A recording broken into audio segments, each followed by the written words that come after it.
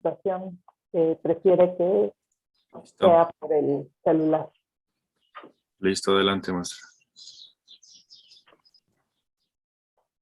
Muy buenos días.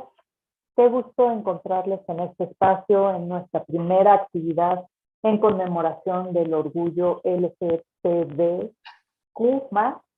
En nombre de nuestra jefa de división del Sistema de Universidad Abierta, la maestra Karina Torres, y de todo el personal que componemos esta división, les damos la más cordial bienvenida y les invitamos a seguir las transmisiones de las diferentes actividades en este mes que tenemos programadas y que podrán encontrar en nuestra página del SUA. Sin más, pues damos inicio a este ciclo de actividades con una gran ponencia. Le daré la palabra a nuestra moderadora Raquel Aguilar y pues les extendemos la invitación a que estén al pendiente de todo lo que tenemos programado para ustedes. Muchas gracias. Raquel. Gracias a ti, Gaby. Muchas gracias al Sistema de Universidad Abierta de la Facultad por brindar este espacio para el intercambio, la reflexión y la discusión de temas relevantes, particularmente hoy en día. Les recordamos que nos pueden hacer llegar sus preguntas y comentarios a través de la sección de YouTube Comentarios. Al final de la exposición del ponente les daremos lectura para que haya intercambio. Sin más, les presento a nuestro ponente del día de hoy, José Eduardo Tappan Merino. Es licenciado, maestro y doctor en Ciencias Antropológicas por la UAM, maestro en Teoría Psicoanalítica por el CIEP, con 35 años de ser profesor en distintas universidades del país y con más de 30 años de práctica psicoanalítica privada. Ha impartido cursos y conferencias en diferentes universidades en México como en el extranjero. Autor de 6 libros y de más de 300 artículos en revistas nacionales y extranjeras. Presidente del Colegio Praxis de la Ciudad de México, coordinador de la Red Clínica de Sepsis, miembro del Consejo Editorial de la revista Carta Psicoanalítica, de la revista Trauma, de la revista Errancias de la UNAM. Pertenece al Colegio de Etnólogos y Antropólogos Sociales, a la Fundación Europea para el Psicoanálisis. También es miembro de GRITA, Grupo Intervención Analítica en Convergencia Internacional, miembro de Canal Freudiano, de Anudando, Psicoanálisis y otros saberes, y de Anudarte. José Eduardo, muchas gracias por tu participación el día de hoy. Te cedo la palabra. Te agradezco mucho, Raquel, agradezco mucho a Gabriela y a las autoridades del Sistema de Universidad Abierta, SUA, de Psicología. Yo fui maestro o tutor, como lo quieran llamar, del Sistema de Universidad Abierta en Historia, muchos años, o sea, muchos son más de 7, 8 años.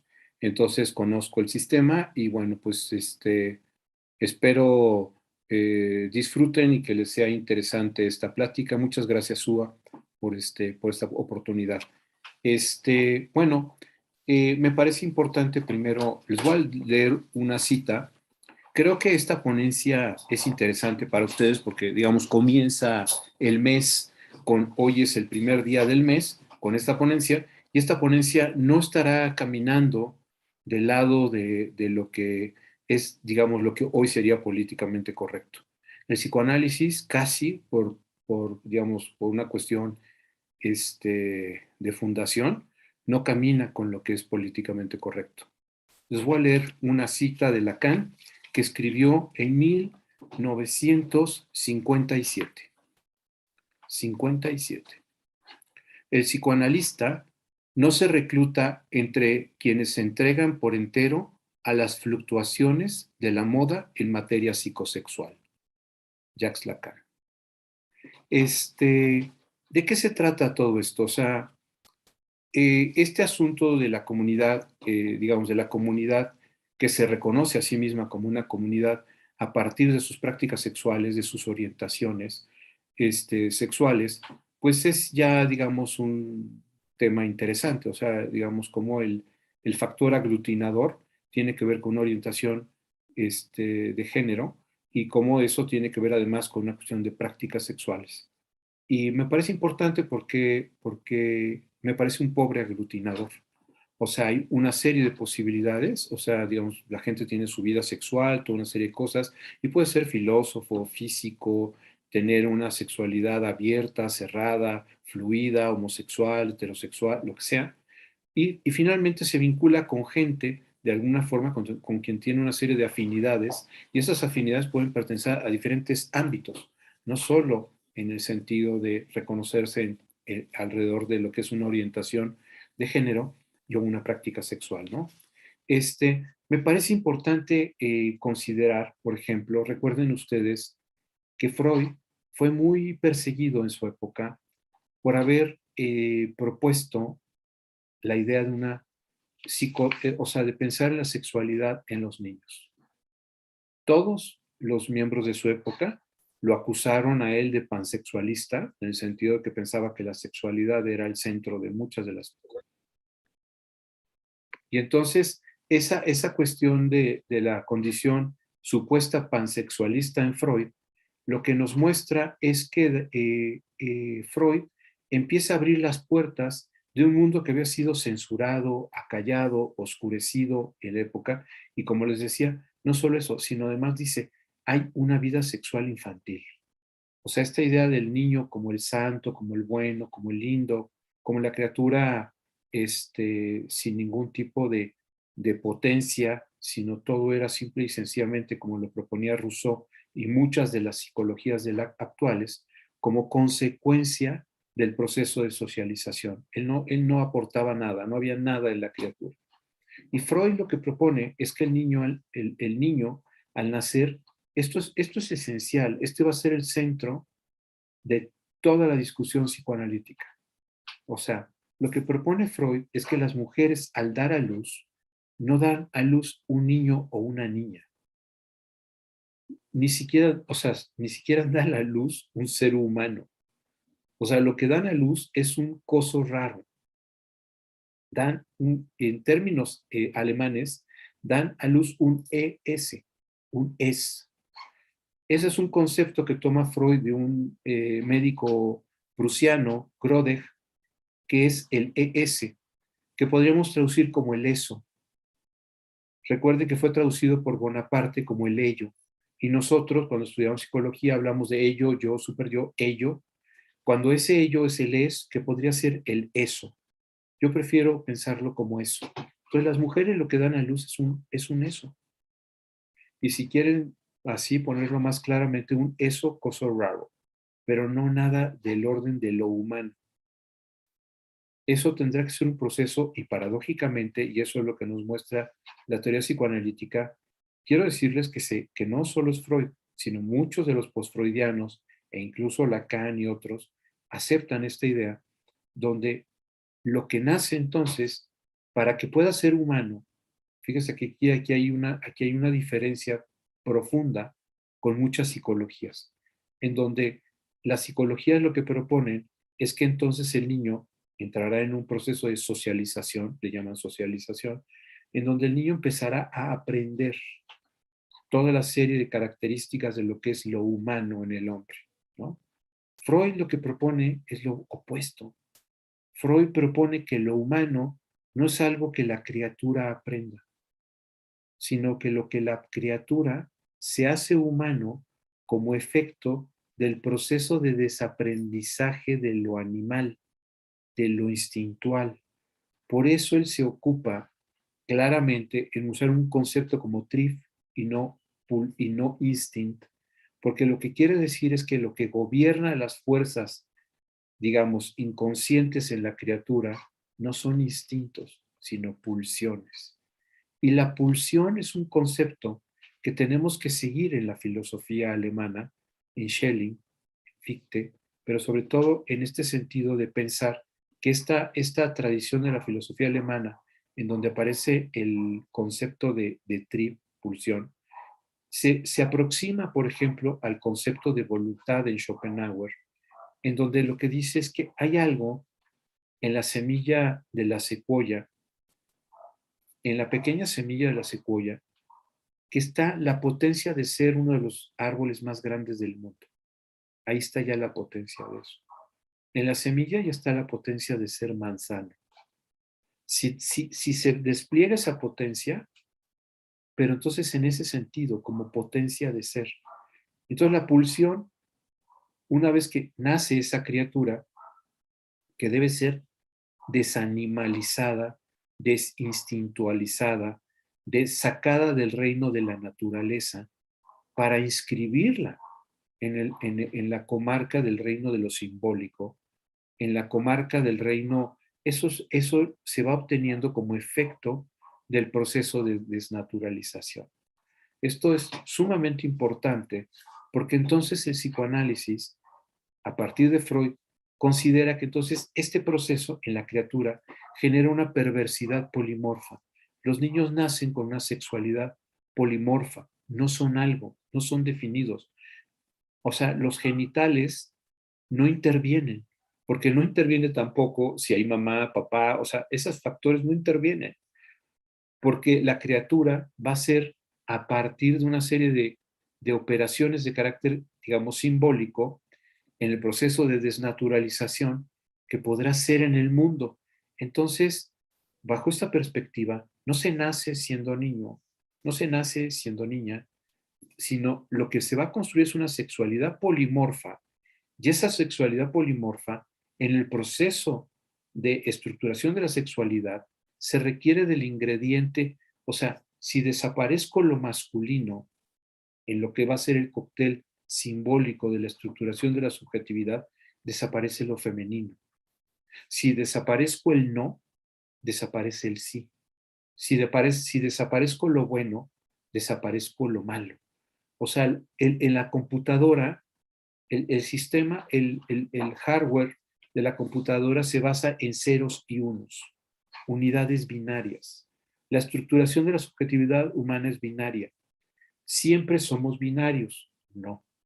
O sea, esto es un proceso de lógicas. O sea, digamos, siempre va a coexistir lo binario con las lógicas paraconsistentes, con diferentes clases de lógicas, ¿de acuerdo? O sea, pero todas articuladas, no están desarticuladas. En ese sentido, entonces, la perversidad polimorfa, la idea de que lo que separe es un eso, un ello, un coso raro, lo que nos muestra es que nadie nace con un cuerpo, o sea, nadie nace niño, ni nadie nace niña. Por lo tanto, nadie nace en un cuerpo equivocado, porque nadie nace en un cuerpo correcto. O sea, no se nace en un cuerpo correcto. No hay el cuerpo correcto. El cuerpo es un proceso, es algo que tenemos que habitar. Primero descubrir, después conquistar, después colonizar y después habitar. Pero todos los cuerpos, entendido el cuerpo no como organismo, recuerden que el organismo está ahí como soporte, pero el cuerpo es un cuerpo erógeno siempre. Freud lo dijo desde el primer momento. Gracias a eso entendemos los fenómenos conversivos, los trastornos psicosomáticos, porque nos damos cuenta que el cuerpo no es el organismo. Muchas de las modas de muchos psicólogos actuales, de los psiquiatras y de aquellos que se enriquecen en operaciones cosméticas, se sostienen en ese principio. Querer pensar que de alguna forma hay un sentido de liga profunda entre lo que es la cuestión biológica y lo que somos en el mundo. Desde Freud eso no es así, porque incluso la posibilidad de ser en el mundo es un proceso de desnaturalización. Por lo mismo, lo que es la sexualidad humana deja de ser la sexualidad copulativa, procreativa, animal. Por la misma razón, la sexualidad va a ser o no apuntalada en los genitales, pero no se desprende de ellos. No hay una correlación entre sexualidad, género, orientación sexual y se haya nacido con alguna clase de vagina o pene, o sea, no. Eso es algo que va a ser una construcción, pero en esa construcción no se nace siendo niño en abstracto. Se va a construir el ser niño, el ser niña, el ser lo que ustedes quieran, siempre, y aquí vamos a hablar de una cosa, eso es un imaginario del ser, porque esto de lo que estamos hablando no es algo que toque ontológicamente la condición humana. Esto no es ser algo, ya lo hablaremos. pero lo que sí es que hay una serie de disposiciones en donde la posibilidad de encontrar los recipientes para yo poderme cernir en el mundo aparece a partir de que sí, del for-da freudiano. For-da, presencia, ausencia, bueno, malo, arriba, abajo. Si yo desaparezco la presencia, desaparece la ausencia. Es necesario el diálogo y la basculación entre presencia y ausencia para que exista lo opuesto. Si no, no existe. O sea, si lo quieren pensar, ya lo enseñaba Heráclito desde tiempos inmemoriales sobre una lógica dialéctica. Y fue Hegel, y desde luego Marx, entre otros, que desarrollaron la importancia de estos planteamientos dialécticos. O sea,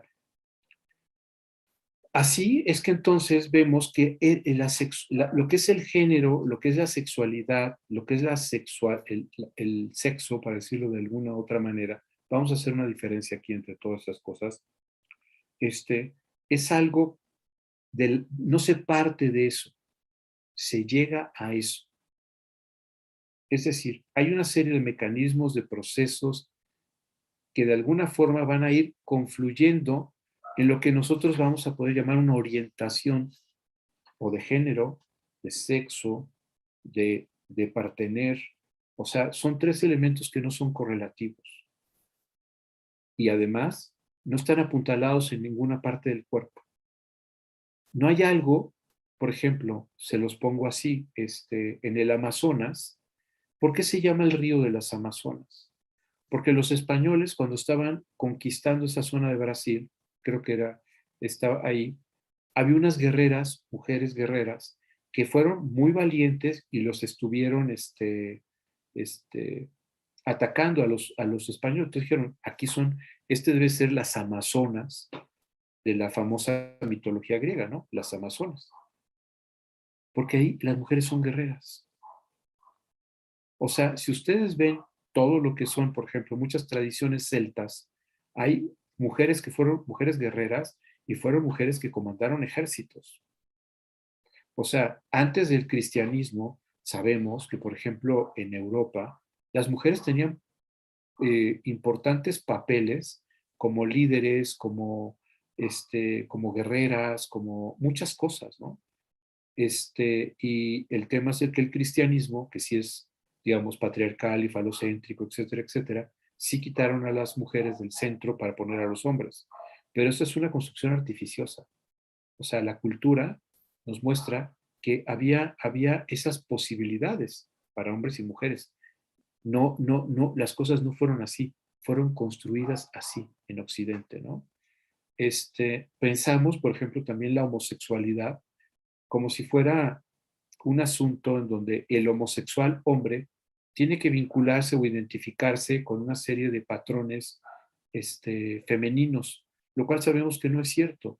O sea, grandes conquistadores como Gengis Khan, Alejandro Magno, entre otros, se sabe que tenían una vida homosexual importante y no eran personas amaneradas.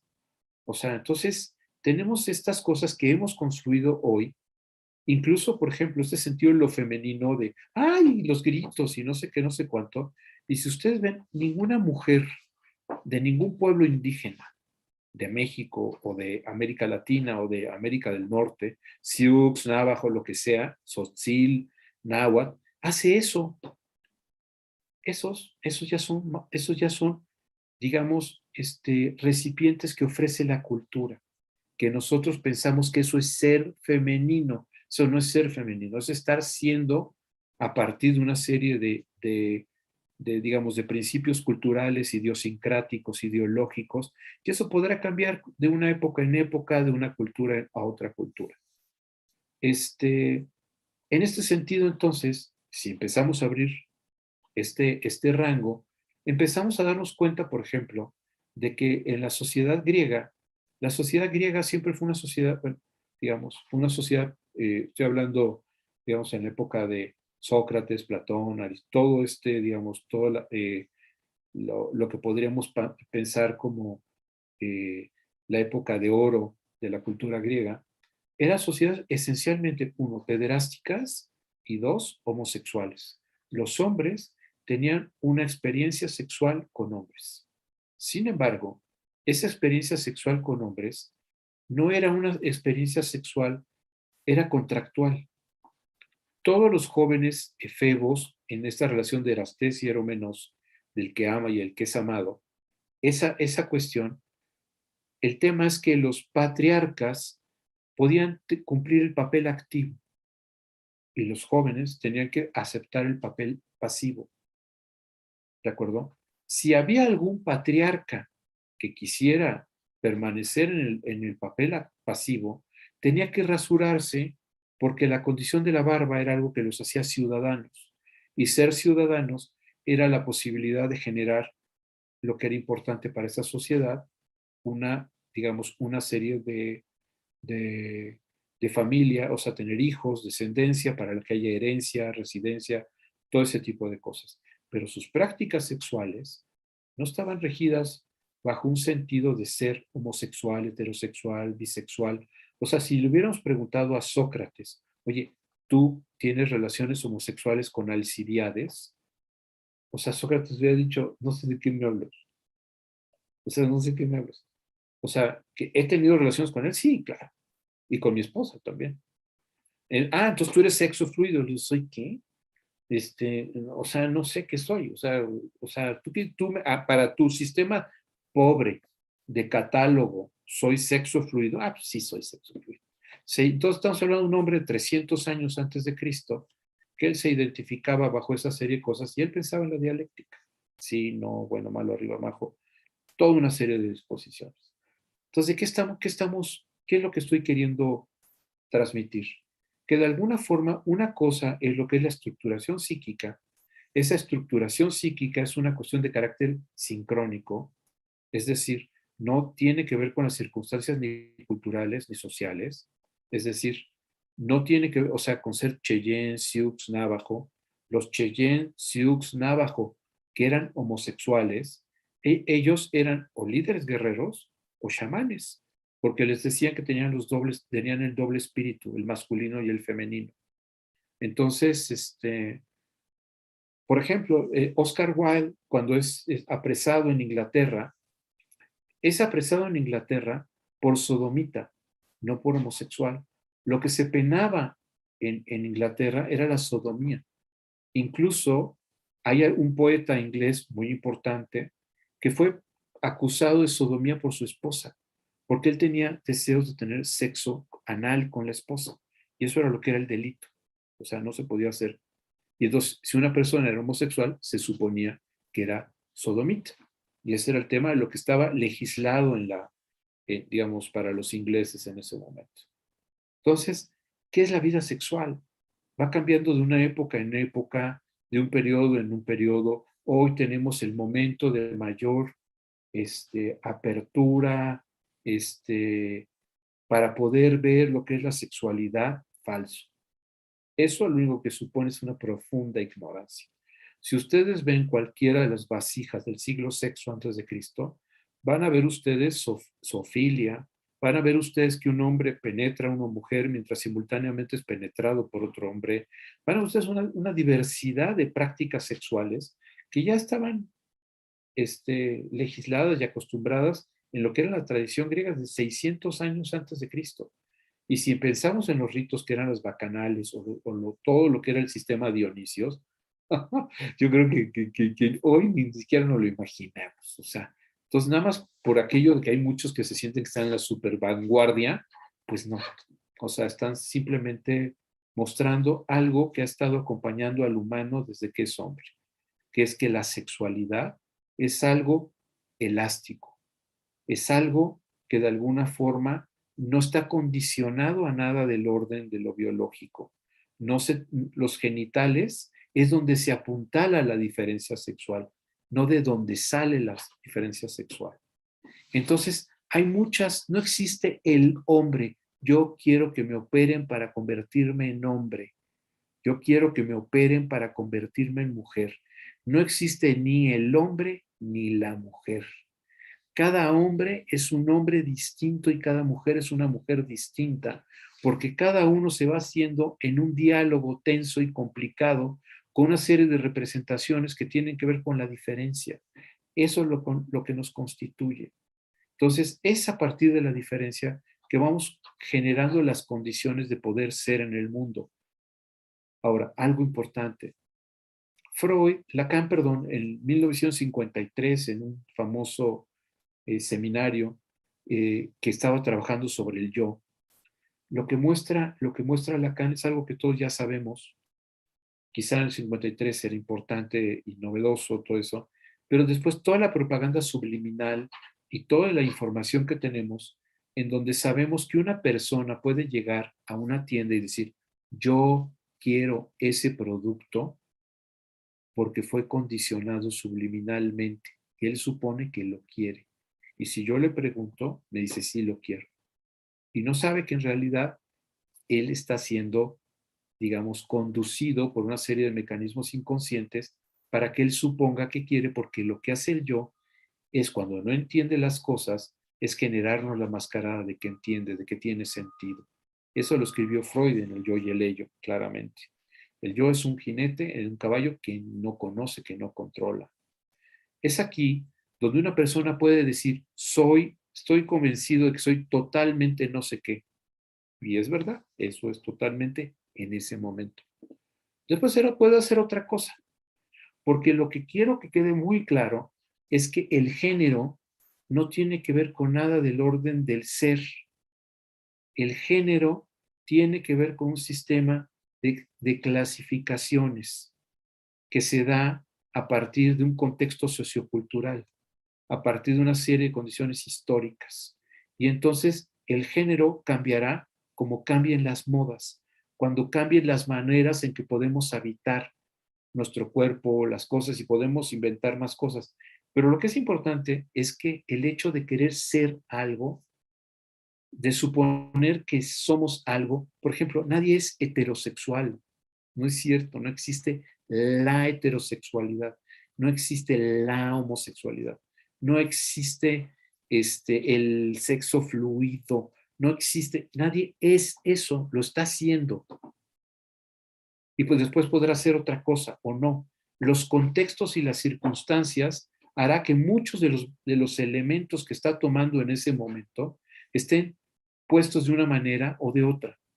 Una persona puede tener una serie de experiencias homosexuales satisfactorias, a gusto, y después continuar su vida y darse cuenta que está, digamos, contento o feliz con sus relaciones heterosexuales, o viceversa. Entonces, nadie es algo, eso es muy importante. Eso es muy importante. Nadie es homosexual, nadie es heterosexual, nadie es sexo fluido, pero el yo necesita, el yo busca clasificaciones. Yo quiero ser Libra, Capricornio.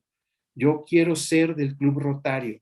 Yo quiero ser, no sé, buscar identidades, las pequeñas diferencias, estar regodeándose en las pequeñas diferencias para construir principios de identidad. ¿De acuerdo? Eso es lo que hace el yo, pero no es lo que somos. Y si nosotros nos quedamos atrapados al engaño de que somos eso, podemos de alguna forma cercenar, impedir una serie de posibilidades que también están ahí, ¿no? Precisamente porque lo que estábamos diciendo es que la sexualidad es lo más elástica que existe. No está tampoco ligada a algún tipo de sentimiento. No necesariamente hay un sentimiento que empuje a un determinado tipo de comportamiento sexual. Entonces, el género, si no mal recuerdo, se empezó a usar como a principios de siglo, precisamente como un catálogo de clasificación. Hombre o mujer. Y entonces uno se pensaba, ya era cuando había que pensarse si como hombre o como mujer. ¿Me explico? Por eso les digo que eso pertenece a un catálogo, a un sistema de clasificaciones, el género, ¿no? Entonces, lo que es importante es que a partir del yo generamos la ilusión de que ese sistema de clasificaciones nos toca ontológicamente y que podemos ser eso que en realidad estamos de alguna forma en ese momento. O sea, hay quienes se meten a un partido político y se meten con fervor y dicen, yo soy estalinista, yo soy marxista, yo soy maoísta, yo soy trotskista, yo soy blanquista, yo soy bakuninista. O sea, y lo soy de acero inoxidable. Y pasa el tiempo y les gana la risa, ¿no? Primero serios, serios, hasta que les gana la risa y se dan cuenta que están siendo otras cosas.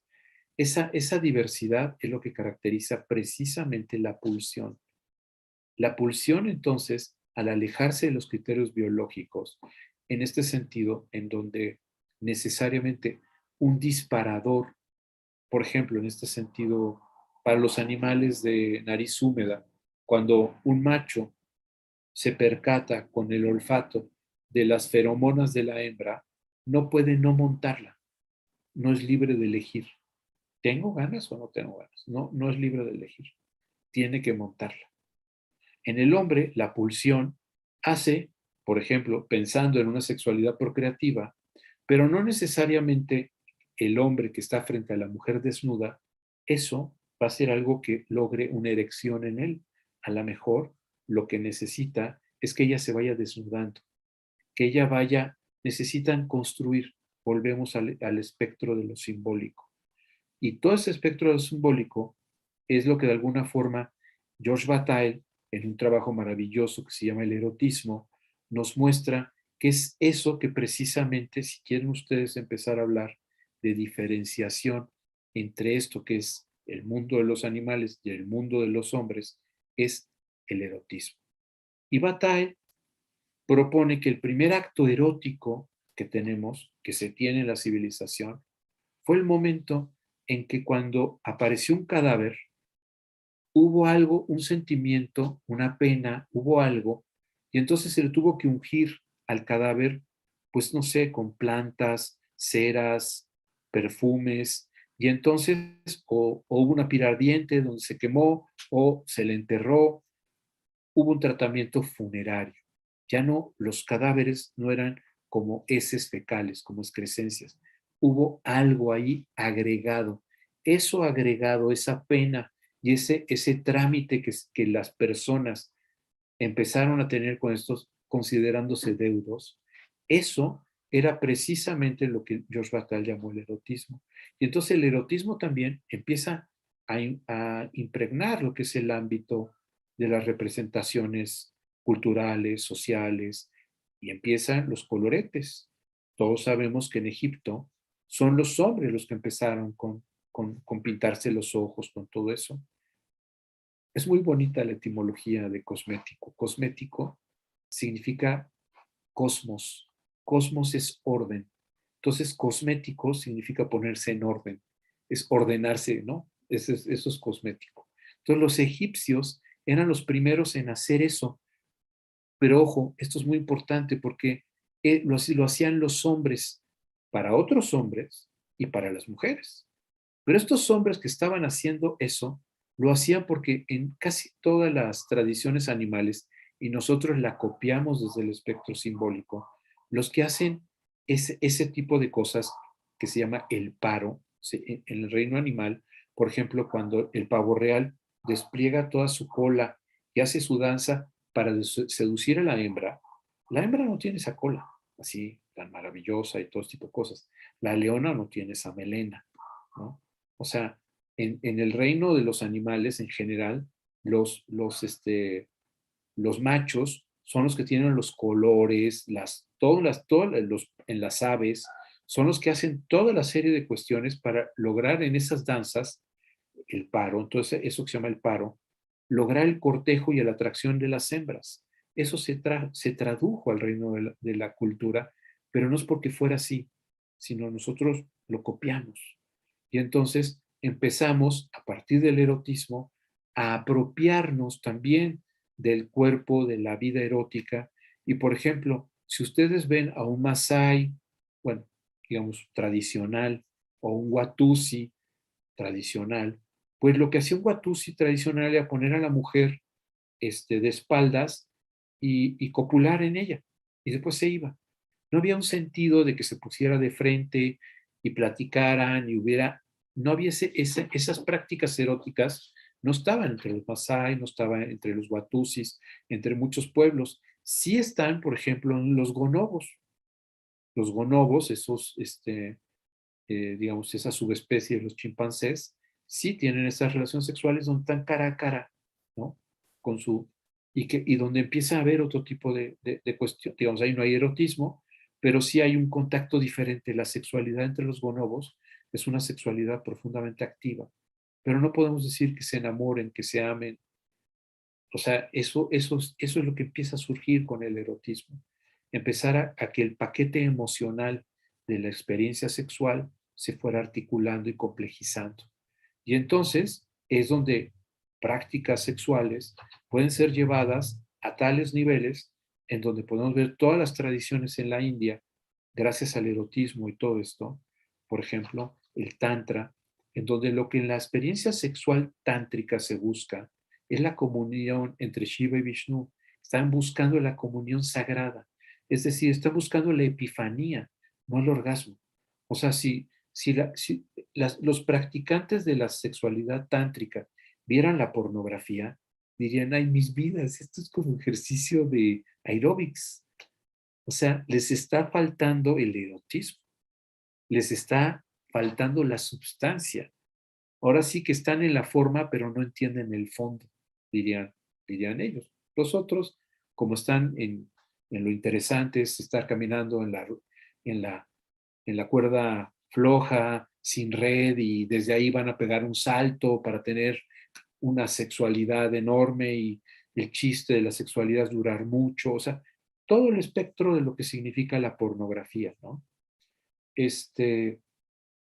No puedo, perdón, es que son cositas, pero es que es demasiado. Pornografía viene de porneia. Porneia era la prostituta griega. La porneia se fue convirtiendo en abuso. Si en este momento ven ustedes que yo estoy maltratando esta hoja, pues eso, aunque sea una hoja, estoy lastimando la dignidad de la hoja. Eso es un abuso. Entonces, la sexualidad abusiva, en donde le carece de fondo, pero es solo forma, tiene que ver con eso, con lo que por eso se le dice pornográfico. Por eso viene la idea de la porneia, por el abuso, por la falta de los ingredientes de lo que Bataille llamó el erotismo, ¿de acuerdo? Entonces, para recapitular, hemos estado diciendo claramente que la sexualidad humana no es animal, es una construcción. En esa construcción es una construcción que requiere, para poder ser lo que quieran, requiere siempre de un binario. Sí, no, bueno, malo, arriba, abajo, crudo, cocido. Decir, no soy binario es binario. No soy binario, lo binario aparece sí, binario, no binario. Eso, o sea, eso sustrae una lógica binaria. O sea, las computadoras que tienen cosas maravillosas, su software es binario, ceros y unos. O sea, entonces, ser binarios desde el punto de vista de lo están pensando como en las posibilidades, digamos, de hombre, mujer, todo eso. Bueno, eso no tiene que ver con el binarismo. Eso es un efecto de muchas otras cosas, ¿no? Hay muchas sociedades, por ejemplo, donde hay 3 sexos, 4 sexos, ¿no? En el istmo de Tehuantepec, simplemente en México, o sea, los mushes es un tercer sexo. En la India hay también una orientación donde hay un tercer sexo. ¿Cómo se llama? En Hungría y toda esa zona del centro de Europa, hay un tercer sexo constituido por mujeres que se visten de hombres, actúan como hombres y se convierten en patriarcas. O sea, también hay un tercer sexo ahí. Entonces, ese tercer sexo es porque el género es un sistema de clasificaciones. Entonces, ¿en qué cultura, en qué sociedad se da ese sistema de clasificaciones? Pues a partir de la cultura de la sociedad en que se da el sistema de clasificaciones. Pero eso significa que entonces si son 3 no son binarios, no. Si son binarios, la estructuración de la subjetividad necesaria y obligadamente es binario, como una computadora tiene ceros y unos, aunque haga cosas maravillosas. ¿De acuerdo? Entonces, esa construcción en donde estamos diciendo, nadie nace en el cuerpo correcto. Nadie nace en el cuerpo correcto. todos tenemos el organismo, tenemos que habitarlo y construir un cuerpo erógeno. Ese cuerpo erógeno implica entonces, como decía, descubrirlo, conquistarlo, colonizarlo y habitarlo. Ese es un proceso que no tiene que ver entonces si se nace con algo, con alguna clase de genital, ¿de acuerdo? Entonces, por eso no puede haber una operación de corrección sexual, porque no hay una sexualidad correcta. No se puede corregir lo que no es corregible, porque no es correcto. No se nació con un cuerpo correcto. Nadie nace con un cuerpo correcto. O sea, por ejemplo, sabemos, Michael Jackson hizo toda una serie de cosas porque él le molestaba mucho ser negro. Y entonces hizo toda una serie de tratamientos, se operó la barba para tener una barba partida, se puso una serie de cuestiones para despigmentizar, no sé cómo se dice, quitarse los pigmentos y hacerse blanco.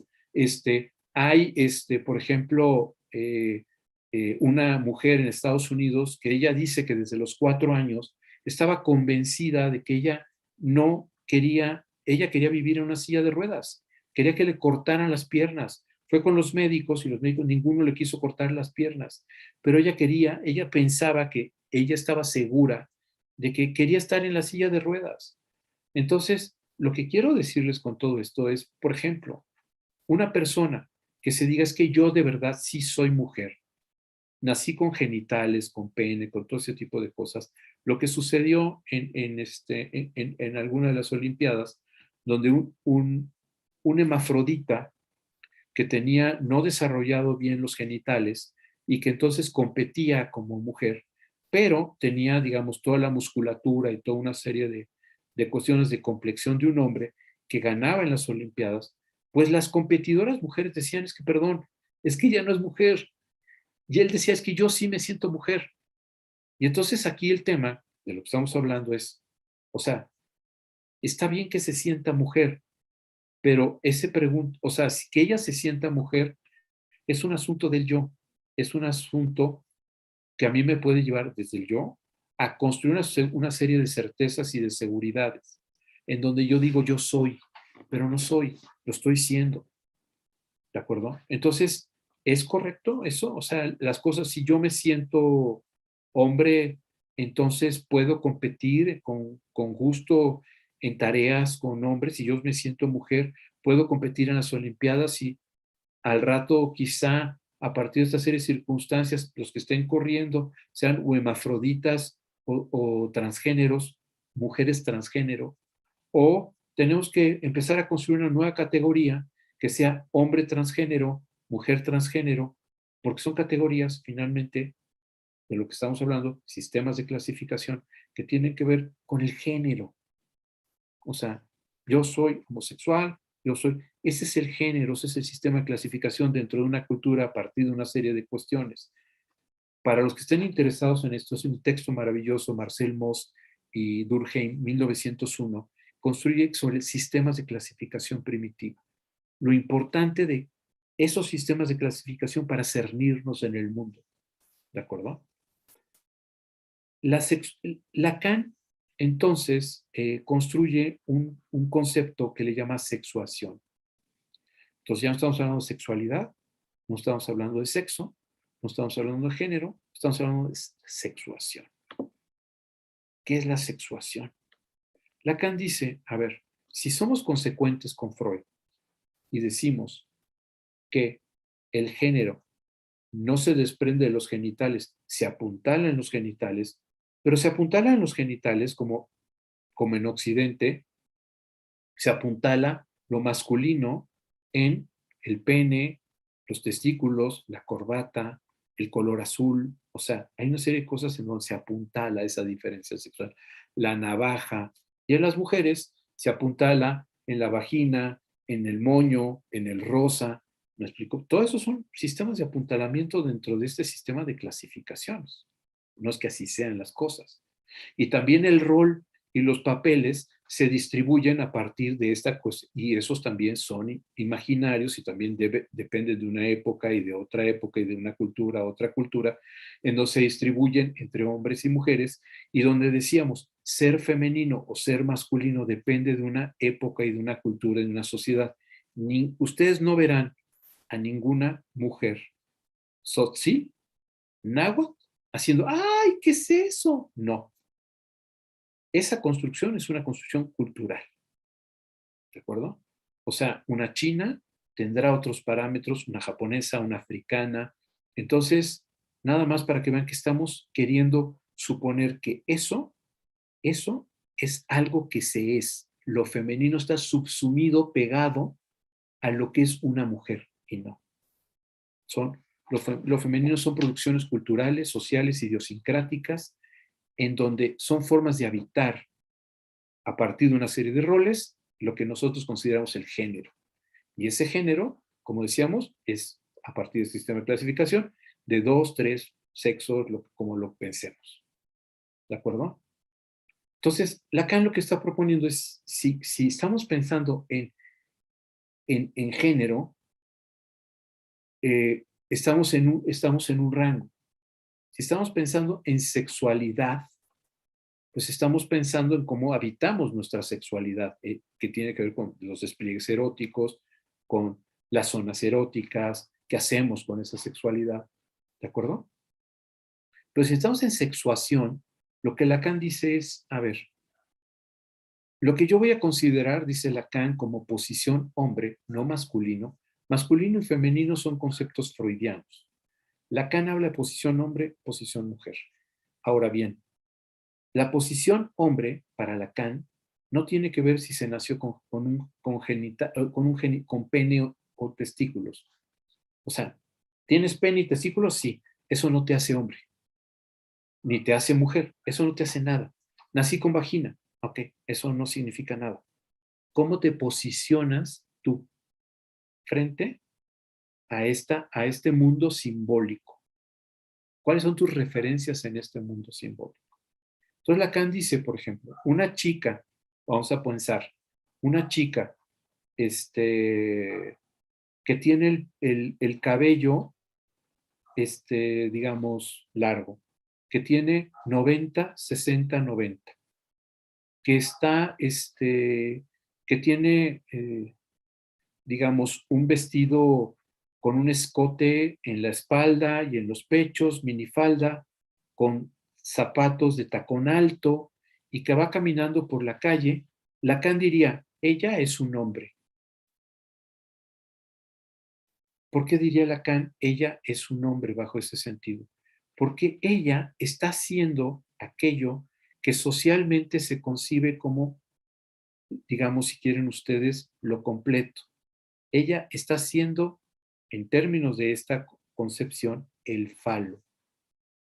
Recuerden que falo no es pene y que falo alude simplemente a una serie de características históricas en donde se ha hablado del poder. Ella encarna estos mecanismos que tiene el poder.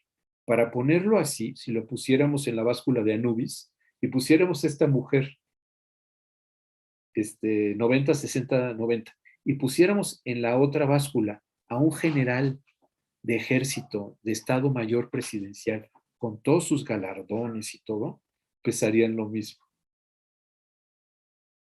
Los dos son muy buenos hombres. Su apuesta está en ese sentido de lo que estar dentro de lo que son las convenciones, el código, suponiendo que ella puede ser, o el otro puede ser, aquel que sea el hombre, la mujer. ¿Sí? O sea, por ejemplo, cuando jugamos con la idea que se juega de ser totalmente palacio, se está jugando el lado hombre. Lacan propone el lado mujer, el lado de la creatividad, el lado de la falta, el lado de aceptar que no se puede ser totalmente nada, de que yo no soy hombre, sino soy un hombre, entre muchos otros, y que mi ser hombre es distinto al de otros hombres, y que entonces es uno a uno, como la mujer no existe, sino las mujeres cada una, singular, distinta a la otra, etc. ¿No? Entonces, eso es lo que está proponiendo Lacan como lado hombre, lado mujer. Si uno es artista y no está solamente copiando, si yo soy un artista pero solo copio, estoy del lado hombre. Pero si soy artista y me permito extraviarme, me permito no entender las cosas, pero las estoy representando y todo ese tipo de cosas, así estoy del lado mujer. Porque estoy del lado donde puedo no entender. Hay una famosa anécdota que unos se la atribuyen a Matisse, otros a Picasso. Yo lo he oído más con Picasso, así es que se las platico con Picasso. De que llega un millonario con Picasso y le dice, maestro, ¿cómo lamento que no me gusta su arte porque no lo entiendo? Y le pregunta a Picasso, ¿le gustan las ostras? Y dice, sí, y las entiende. O sea, es eso, o sea, él está queriendo entrarle al arte de Picasso del lado hombre, de entender, de ser sensato, prudente, razonable, entender, y no de dejarse simplemente atrapar, tocar por la experiencia, que eso sería permitirse ser mujer. Desde Lacan, no se puede ser mujer todo el tiempo. Para Lacan, todos somos hombres. Hay algunos de los hombres con penes y vaginas que pueden ser en algún momento mujeres, pero por lo mismo, las relaciones que establecemos desde el punto de vista de la sexuación, yo me caso con mi esposa que tiene vagina y nuestra relación, si estamos los dos desde el lado hombre y todo hombre, dice, es una relación homosexual, aunque tengamos genitales diferentes. Y sin embargo, puedo yo tener una relación con otro hombre y esa relación con otro hombre en donde ese otro hombre nos permitamos en algunos momentos la posibilidad de la otredad, de lo distinto, de lo desemejante, de la falta del otro, nuestra relación ser heterosexual, porque nos estamos permitiendo lo hetero, lo distinto, lo desemejante. Entonces los genitales, en este sentido para Lacan, no tienen ningún papel en la relación que se tiene o con la falta o con el universo simbólico.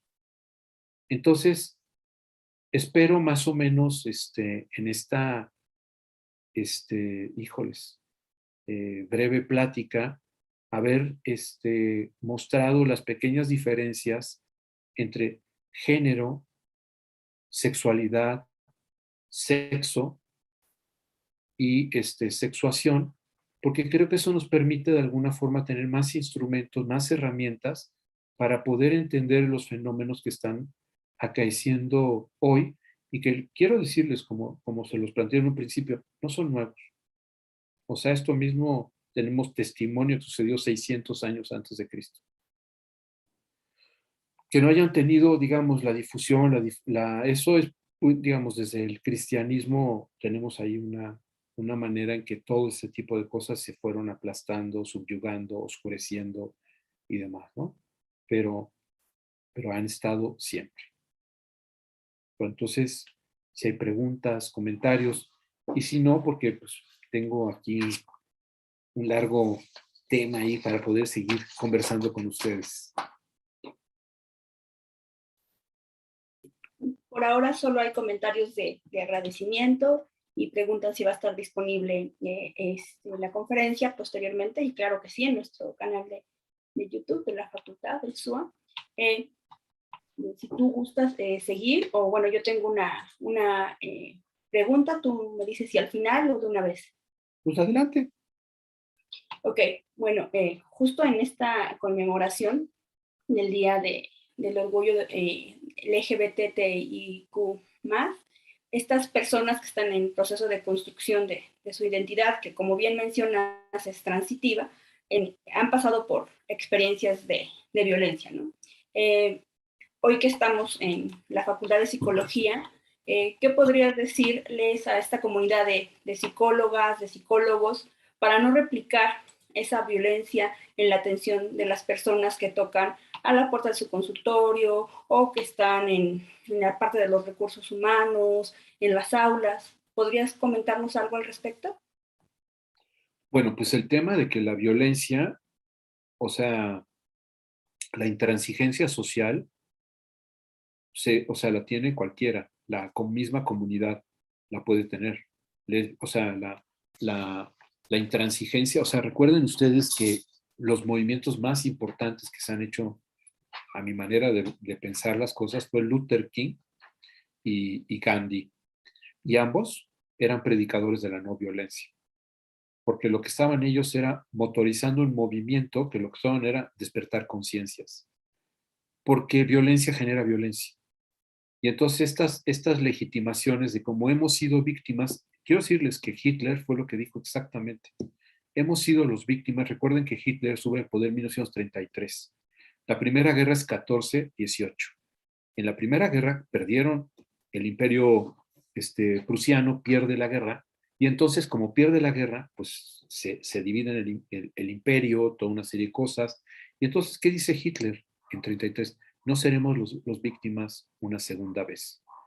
¿De acuerdo? Entonces, por no ser las víctimas una segunda vez, se legitima toda la violencia que se permite. Entonces, nada más eso, entender que ese tipo de cuestiones, cuando se permite una violencia porque se siente legitimada, que entiendan que no está legitimada, que es importante. La violencia vindicativa es toda una serie de cuestiones que podríamos discutir y demás, pero que simplemente piensen por ejemplo, la India es un país independiente.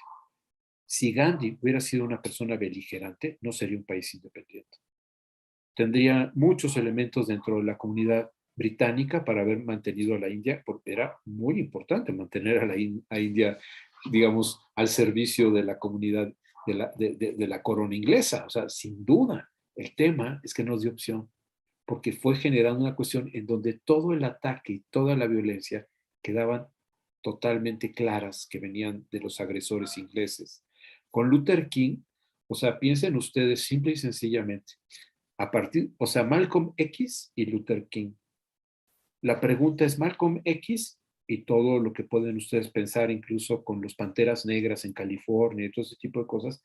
La pregunta que tendríamos que hacernos es, ¿qué tuvo más hondo y más profundo cambio para la sociedad norteamericana en la inclusión de la comunidad negra? Luther King, Malcolm X, los Pantera Negra, y verán que es Luther King. Porque Luther King lo que fue haciendo fue progresivo, pero fue muy claro en el sentido de estar mostrando toda la violencia que se estaba dando. Vean ustedes, en Netflix hay un documental que se llama La Jueza, de cómo una mujer de origen judío llega a ser, entra a los máximos niveles del sistema jurídico norteamericano, y es la que empieza a generar todo lo que va a ser la revolución, en donde las mujeres empiezan a ser integradas, ¿no? Recuerden, desde las sufragistas del siglo XIX, su derecho a voto. En los 50 se empieza el derecho a voto entre las mujeres en México, ¿no?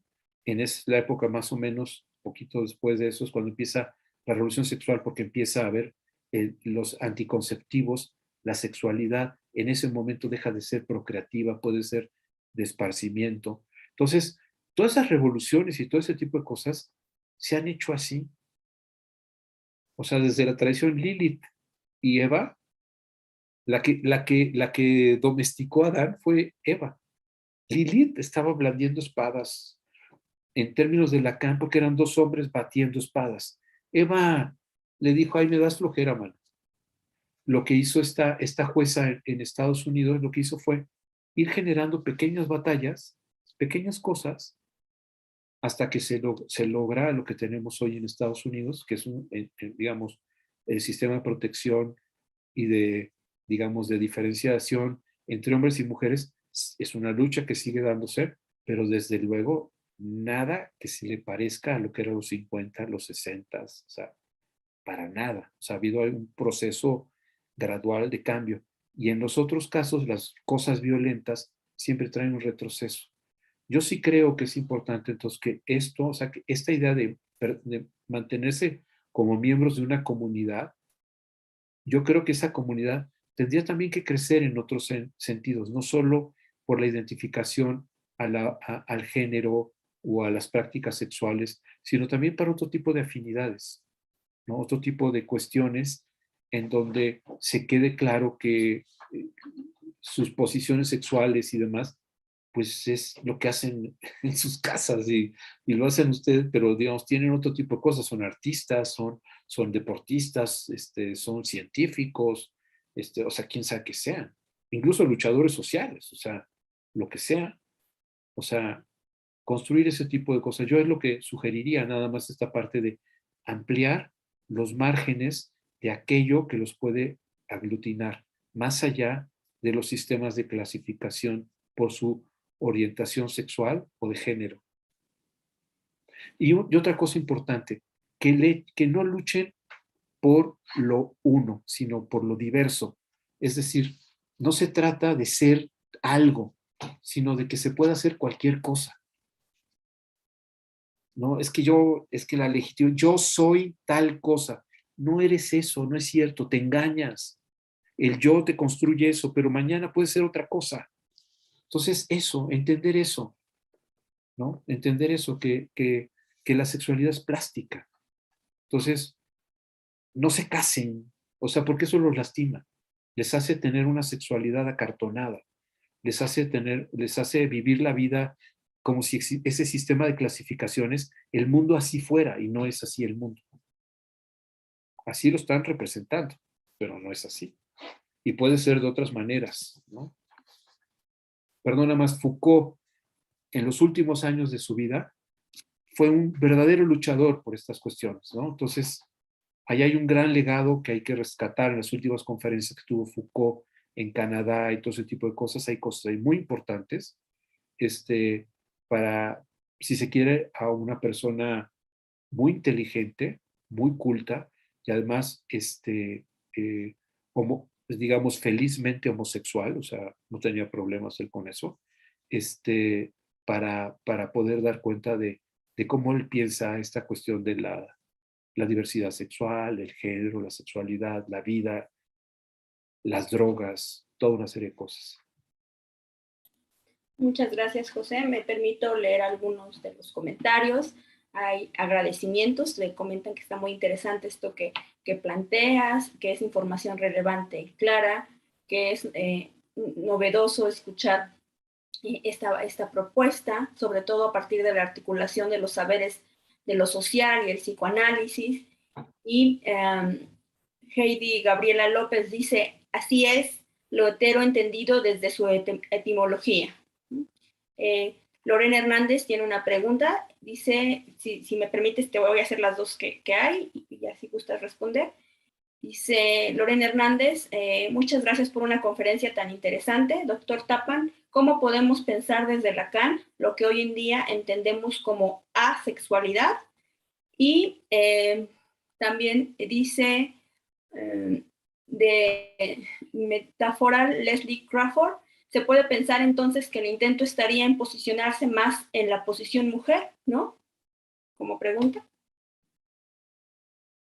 Pues sí creo que el espectro de la paleta, o sea, por eso les digo, es que todos somos hombres, todos. Algunos pueden tener la oportunidad de ser mujer en algún momento, ¿no? O sea, en la creación, en la posibilidad de salir de esas coordenadas falocéntricas, fálicas, del significante falo, de lo que es la unidad de valor. Por eso les decía, o sea, si pusiéramos en esta báscula a una mujer que está toda su apuesta a ser esta Barbie, no sé cuántos, y del otro lado de la báscula ponemos a un hombre que toda su apuesta está a ser el general de división de Estado Mayor Presidencial, y los pusiéramos en esa báscula, pesarían lo mismo en la lógica fálica de ser hombres. Ambos son hombres. Si alguno de ellos se pudiera permitir leer un poema y sorprenderse del poema, eso ya esa cuestión lo saca porque es una sorpresa. Eso aparece la falta, la discontinuidad. Por eso otra vez el yo no está gobernando esto. Si lo estuviera gobernando, no podría ser posible, ¿no? Esa sorpresa. El yo siempre lo sabe todo, está lleno de sentido. Ese es el problema del yo. Nos convencemos de nuestros engaños. O sea, podemos decir soy mexicano, no es cierto, tampoco somos mexicanos ni hombres, ni mujeres, ni heterosexuales. O sea, lo estamos siendo a partir de una serie de sistemas de clasificación, de principios de orientación, todo ese tipo de cosas, pero eso no inscribe O sea, lo sexual no inscribe nada ontológico. Nadie es eso. Lo estamos siendo. Heidegger, si quieren ustedes, ¿no? Incluso si hacemos algunas travesuras, hasta el propio, esta travesura se la estoy haciendo a Raquel porque así, pero estamos pensando en por ejemplo, en el cogito cartesiano, que todo el mundo dice pienso, luego existo, pero el cogito cartesiano nunca dijo eso. Eso es una traducción súper chafa. Es cogitar, no es pensar, no solo. Cogitar puede ser como esta forma de preguntarnos, a preguntar. Entonces, si me pregunto, si me pregunto, luego soy. Y entonces si estoy del lado mujer. Si estoy del lado hombre, tengo certezas. Del otro, o sea, aparece la pregunta, la sorpresa, la falta, el que pueda darme cuenta que no puedo ser hombre, sino a veces podré ser José Eduardo Tapan, a veces, y no siempre, y no de manera continua. Y entonces, esa forma de entender que vamos siendo pequeñas cosas en diferentes momentos, ese es el lado mujer, que no hace series, sino estamos ahí uno otro. Y de repente somos de una manera, pensamos una cosa, pues en otra, ¿no? Todos somos liberales y todos somos conservadores, todos, todos, todos. Excepto los maniquís, que es esta idea maniquea de totalmente algo, ¿no? Yo soy totalmente sexofluido, copernicano, mexicano, No, no somos eso. El yo quiere eso. El yo nos genera esa idea. Incluso si me apresuran, ese delirio, porque no lo creemos, ¿no?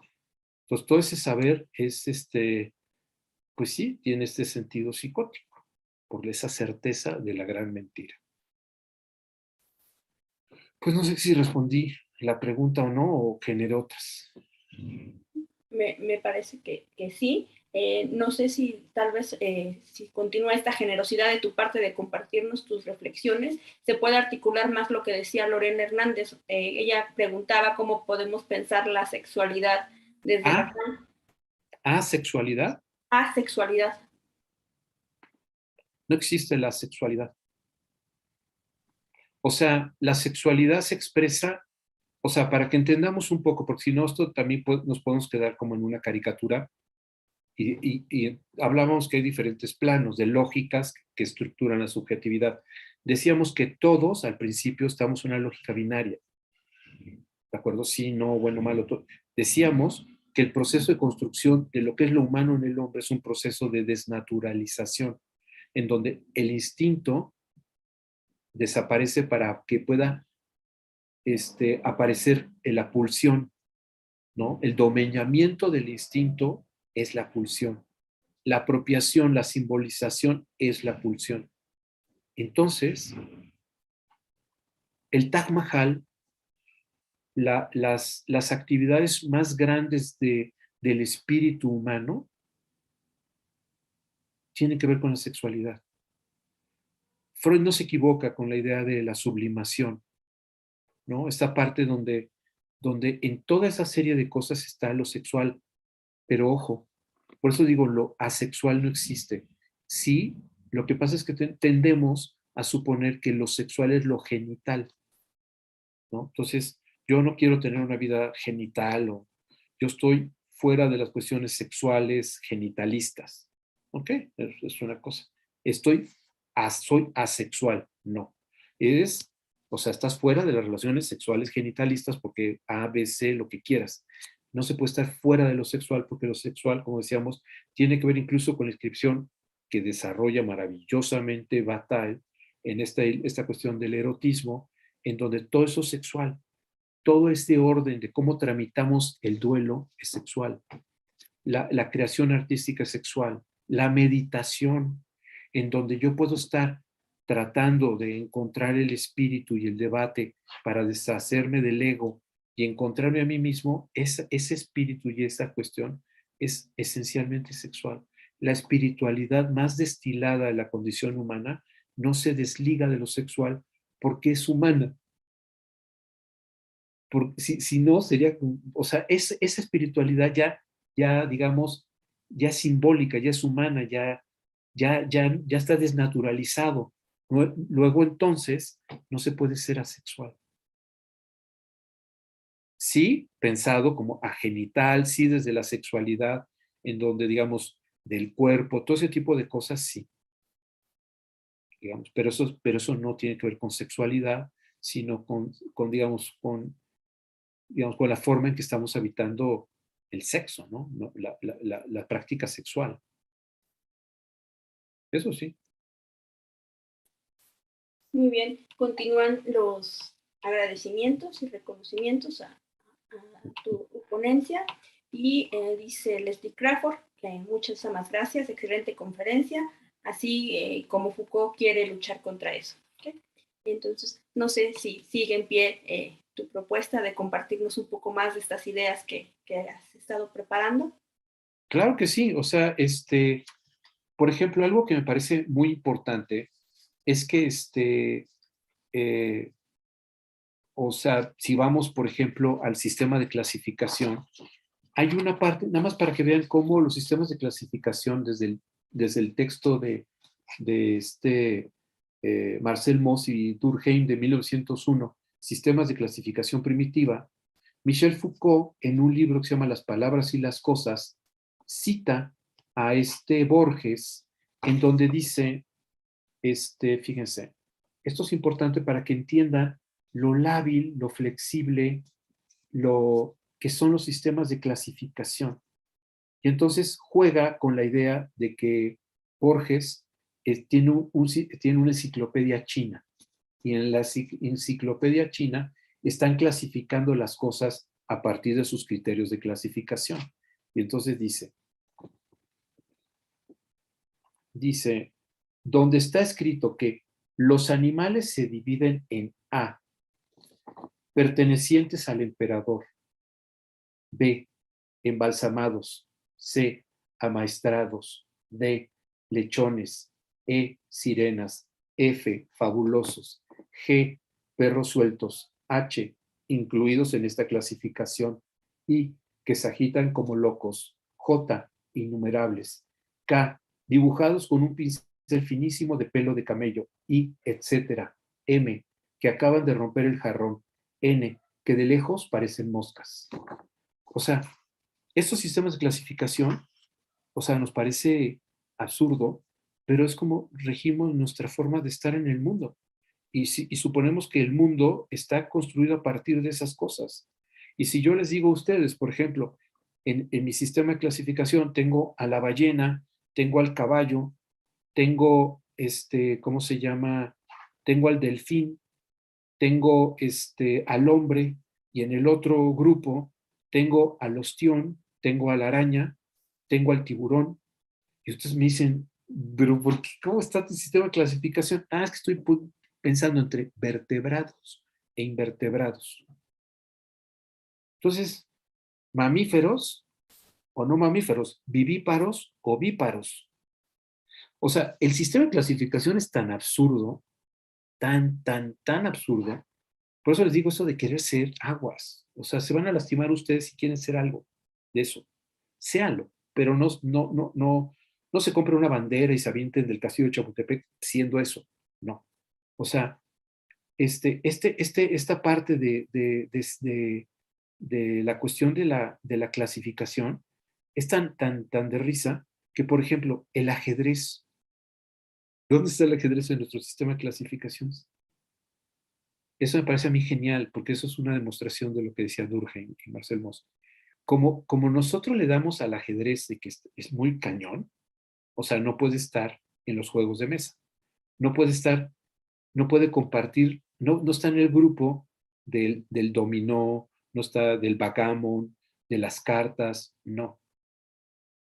Tienes un grupo especial, pero como no tenemos grupo especial, entonces lo ponemos y decimos, no, pues es deporte.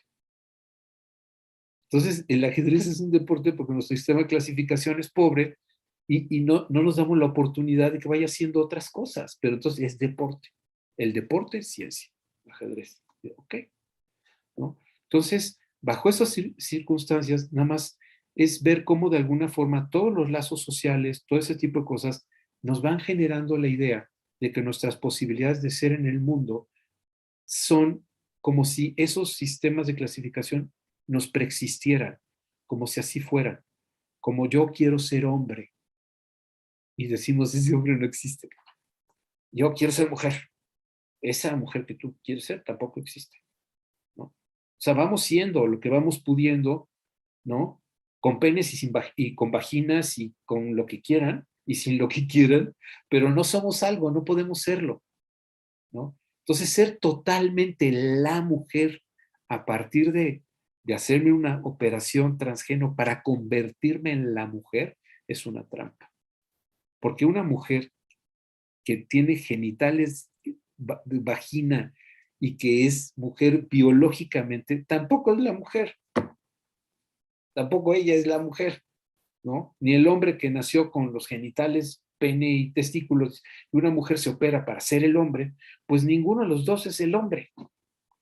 Están siendo pobremente lo que van pudiendo ser dentro de esas cuestiones en donde todos serán matices, serán pequeñas gradaciones, y por eso les decía, o sea, si bien es verdad que la operación de la lógica simbólica descansa en una lógica binaria, después eso se empieza a complejizar, hasta que llegamos a una cosa que vamos a llamar las lógicas paraconsistentes, lógicas borrosas, en donde ya estamos manejando que ya no es sí y no.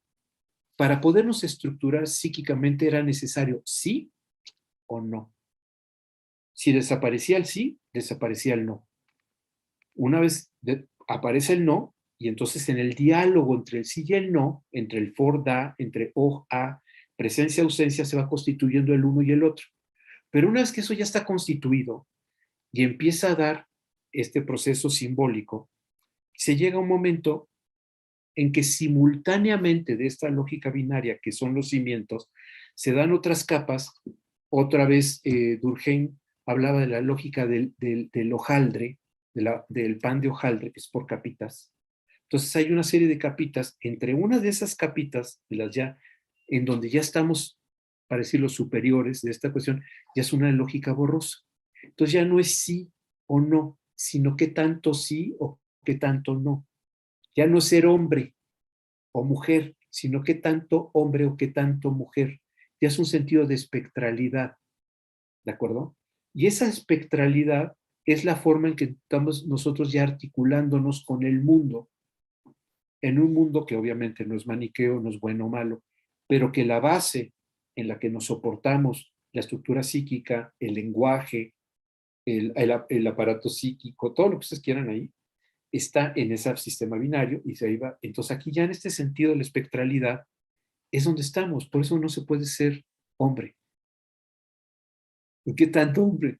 ¿De qué nadie? O sea, y entonces ni siquiera en un solo espectro, sino pensado esto, piénsenlo ustedes, como si quieren, o sea, ya nos vamos con Deleuze, con un sistema como rizomático, con rizomas, articulaciones, en donde un conjunto de variables constituyen, vamos a decir, un hombre se siente hombre y está en el mundo como hombre, pero todo el tejido de elementos con lo que él está en el mundo y es en el mundo es distinto a otro que es hombre, que se siente hombre.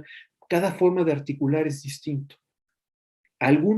Este se puede permitir en un momento ser mujer desde el punto de vista de la sexuación, este no.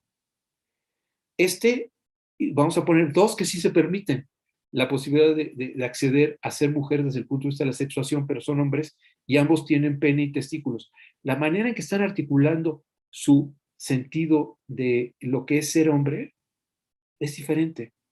Si se cree que ser hombre es pertenecer a un estereotipo, a un rol, a reproducir un sistema, es lo que les estaba diciendo, que eso ya es el sentido alienante de estar dentro del sistema de clasificación que atribuye un rol al género y a un tipo de cosas. Entonces yo soy mujer, pero yo me identifico con el papel masculino, entonces yo soy. Hay acusaciones de violencia de género entre parejas homosexuales mujeres, ¿eh? O sea, hay varias cuestiones donde una de ellas está diciendo, mi pareja es machista, ¿no? Es misógina. ¿Cómo es misógina? Si tiene vagina, sí. Para ser misógino no se necesita tener ningún genital. O sea, no es condición necesaria de la misoginia tener pene y testículos. Hay mujeres misóginas. Bueno, pues esta mujer es misógina y su pareja la acusa de violencia de género por esto que estamos hablando, porque esta está construyéndose la idea de que su rol, como está masculinizada, debe de parecerse a lo que son sus prototipos de los hombres, que tiene que ver con sus prototipos de hombres, de su estrato cultural, social, económico, de clase, y todo eso. Eso va a constituir lo que va a ser su ser hombre. ¿Me explico? Y si otro, será otro, otras cosas. Pero entonces, ¿esto es ser hombre? No, eso es ser su forma de ser hombre, de ella. Otro hombre puede agarrar y decir, oye, mano, eres muy misógino y eres muy no sé qué, no sé cuánto, y nació con pene y testículos y toda una serie de cosas, pero su forma de ser hombre no es ni tan violenta, no es ni tan macha, ni tanto. Entonces, eso es a lo que vamos. Ya que entramos en este otro plano de las lógicas borrosas y las lógicas paraconsistentes, sí nos damos cuenta que entonces todo se despliega en matices. Y no solo en matices, sino entonces en articulaciones de variables, de muchos elementos.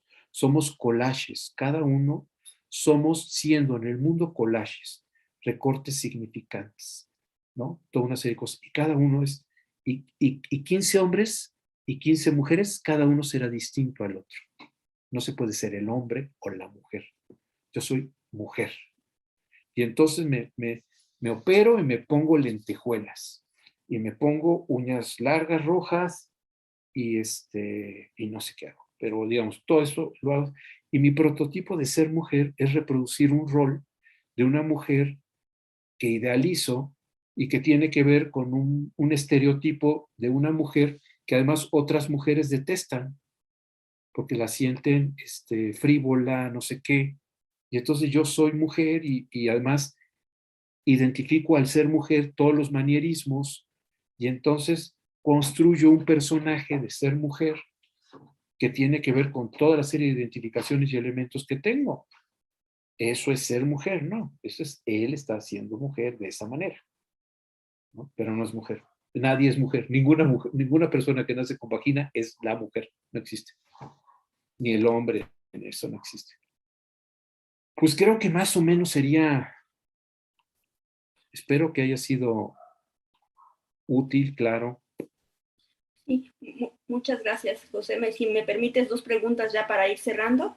Claro. Y claro, está genial esta idea del collage, ¿no? Y con suerte hacer de ese collage existencial una obra de arte, tal como proponía Foucault, que lo has traído acá. Es una cosa, ¿no? Nada más que sepas que el primero que lo dijo hacia 1300 fue un tipo que se llamaba Llull, un teólogo que decía convertir nuestra vida en obra de arte.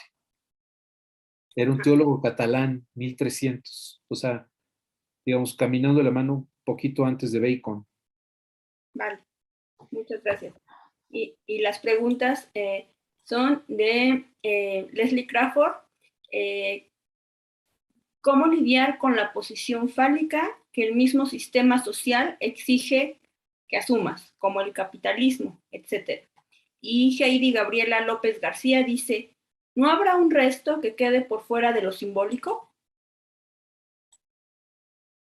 No hay un resto que queda por... Ay, no, quedan enormes cosas, no un resto. O sea, lo simbólico es una comarca y hay 2 millones, es mucho lo que no da cuenta lo simbólico, ¿no? O sea, hay muchas cosas. Por ejemplo, cuando Wittgenstein decía de lo que no podemos hablar es mejor guardar silencio, no estaba hablando de lo simbólico, estaba hablando de la imagen, de un cuadro. Decía él, tú puedes, la experiencia que tienes frente a un cuadro, ¿lo puedes transportar a palabras? Decía Wittgenstein, ¿no? O sea, sí, lo puedes hacer, pero ya tergiversaste. El cuadro está ahí para ser visto. Tú lo que le puedes decir para tener la experiencia del cuadro es ver el cuadro. Todo lo que digas del cuadro está de más. Entonces, ese cuadro está como residuo simbólico, es inalcanzable. O sea, toca alguna periferia de lo simbólico a la medida que allá hay un rastro, una producción, toda una serie de cosas, sí, sin duda. pero eso puede ser convertido únicamente en una cuestión solamente simbólica. Es muy complicado. El orgasmo, por ejemplo, el orgasmo, esto que Lacan, o sea, ya en algún momento habla de lo real, cuando ya está hablando del nudo borromeo y todo ese tipo de cosas, pero por ejemplo, para que haya orgasmo necesitas lo simbólico, lo imaginario, pero del orgasmo no puedes hablar nada, no puedes decir nada, porque está totalmente por fuera de ese ámbito de lo simbólico. Digamos, estamos sumergidos en lo simbólico, eso sin duda, eso hasta pensado topológicamente. O sea, ahora bien, la manera, los sujetos, estamos totalmente en una capilaridad con eso, sí, sin duda. ¿Eso nos hace todos animales simbólicos? Sí.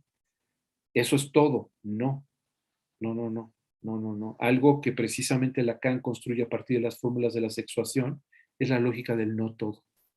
O sea, a partir de eso, no podemos pensarlo en que todo esto que estamos diciendo puede ser totalmente palacio.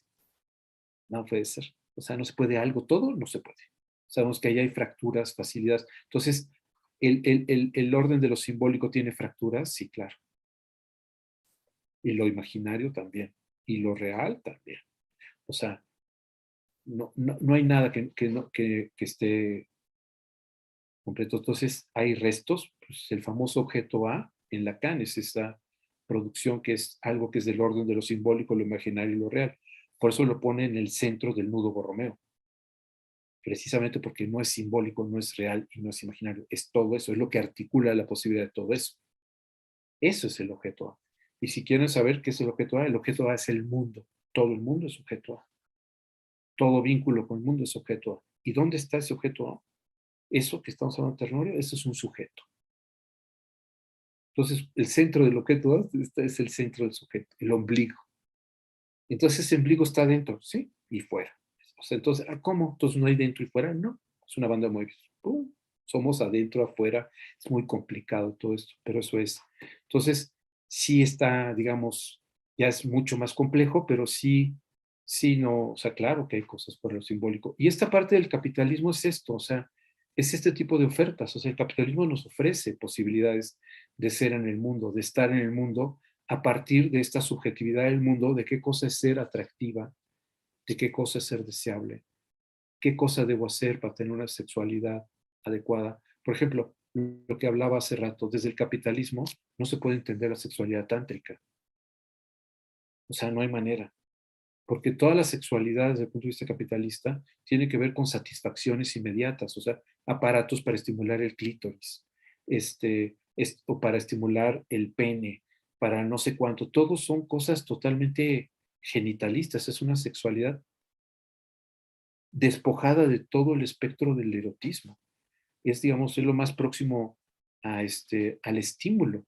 Eso es lo que nos provee el capitalismo, ¿no?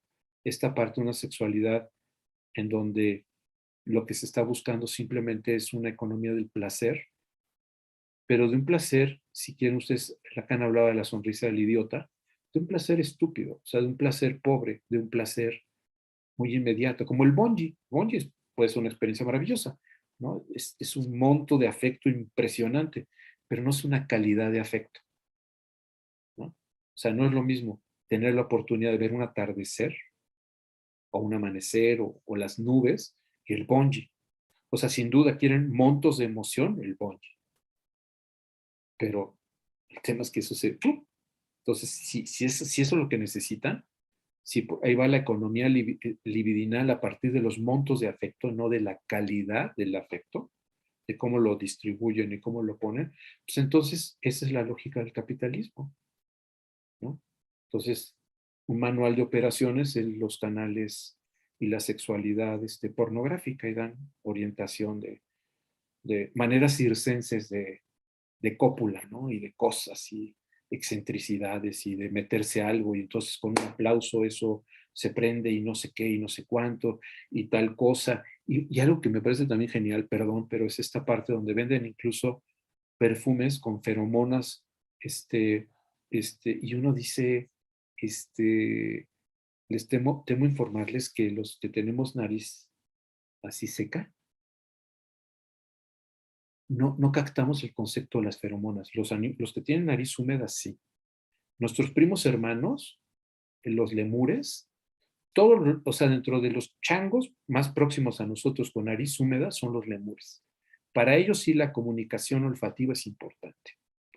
Entonces dejan rastros de feromonas y cosas para que haya una cuestión sexual.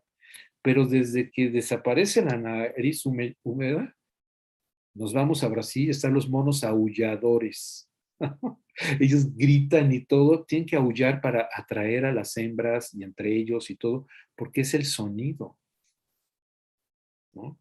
Es ese tipo de cosas lo que despierta también las cuestiones eróticas, bueno, eróticas no, el impulso sexual entre los monos aulladores, entre los macacos, entre los chimpancés, entre todos ellos tienen que ver con los gorilas, ya son orangutanes, digo, ¿no?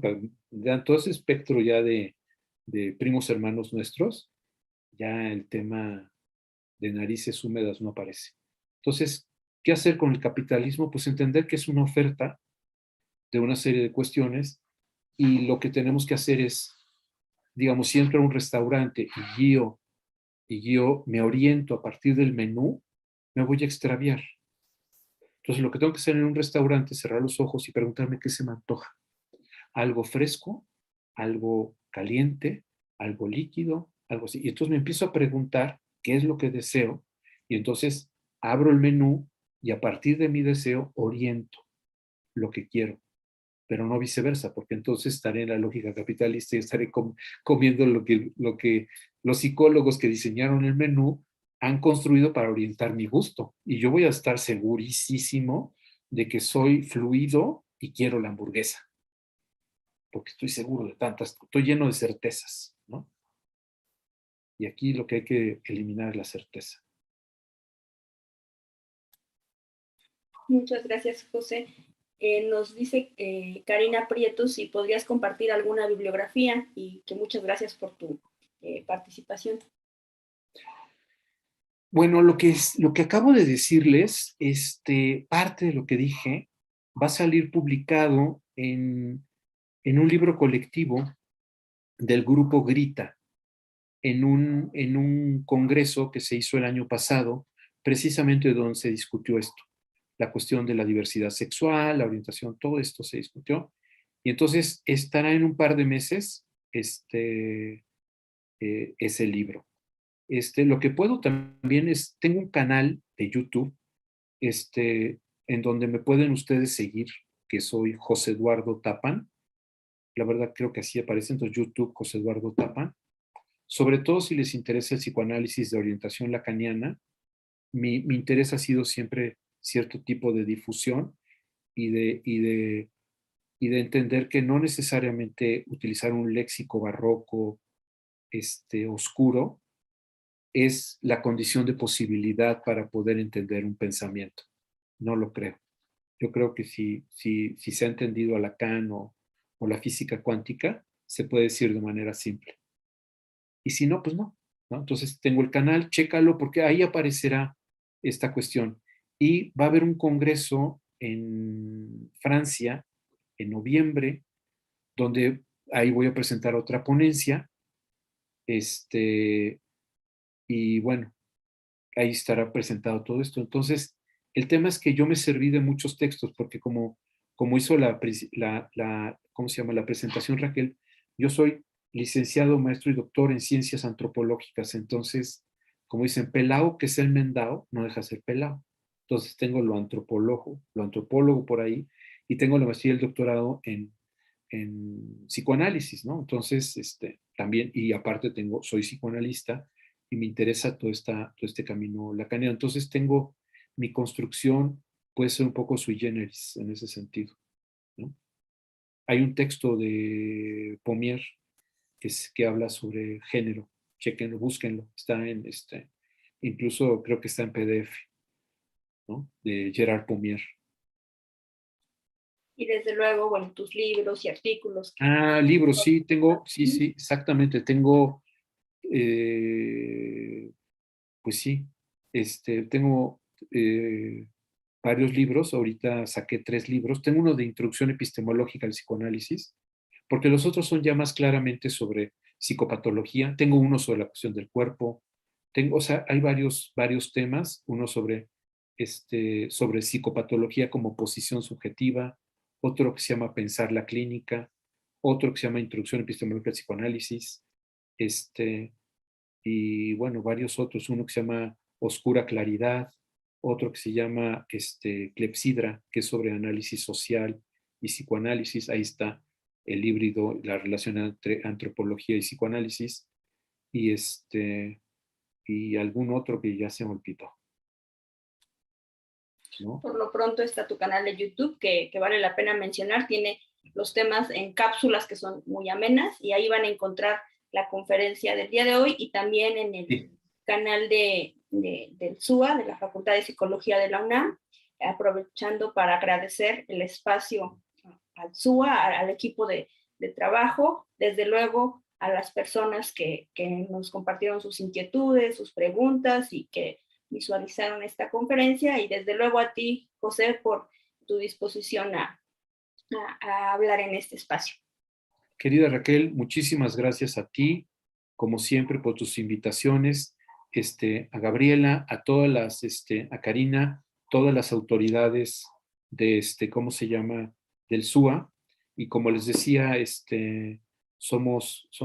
he sido también maestro del sistema de universidad abierta en el Colegio de Historia, entonces conozco esto, y bueno, pues muchísimas gracias, y que sigan ustedes conmemorando y festejando esta cuestión de la diversidad sexual y la comunidad que eso ha congregado.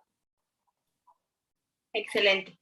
Y bueno, los invitamos a seguir al pendiente de las actividades del SUA en este mes de orgullo, y seguimos en contacto. Que tengan buena tarde.